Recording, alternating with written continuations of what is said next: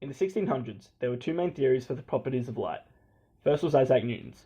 He believed that light was made up of particles or corpuscles, known as the corpuscle theory of light. He believed that when light was reflected off a mirror, the particles would just change vertical velocity in an opposite direction, similar to a bouncy ball thrown at an angle. Then Christian Huygens proposed light was made up of waves, because two beams of light did not bounce off each other like they would have made up of particles.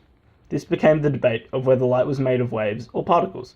In the early 19th century, some problems arose for the corpuscle theory. It couldn't describe diffraction.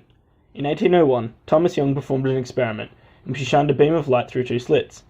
He noticed a diffraction pattern occurred, due to a phase shift in the light. This supported Huygens' wave theory. Waves, however, need a medium to travel and propagate through. The medium proposed was ether. However, ether had never been proven to exist.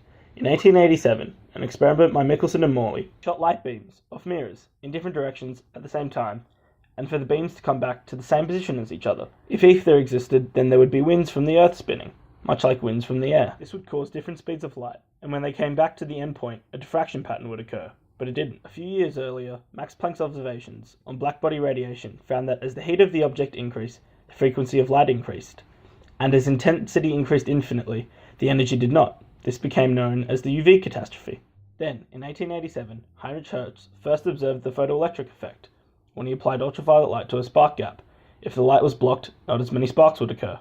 The photoelectric effect is when electromagnetic radiation strikes a photoemissive surface. If the radiation is of the right energy and frequency, then it will emit an electron from the surface. If in a circuit, the negative photoelectrons will be attracted to a positive plate, and a current will flow. Up until this point, this was easily explained. However, classical physics would predict a few things. First, the more intense the light, the more energy in the released electrons. Second, some low-intensity light would take a few seconds to cause the effect. Third, all frequencies would cause the effect. However, through observation, none of these predictions occurred. What was observed by Philip Leonard was the maximum kinetic energy of the ejected electron changed when the frequency of incident light changed.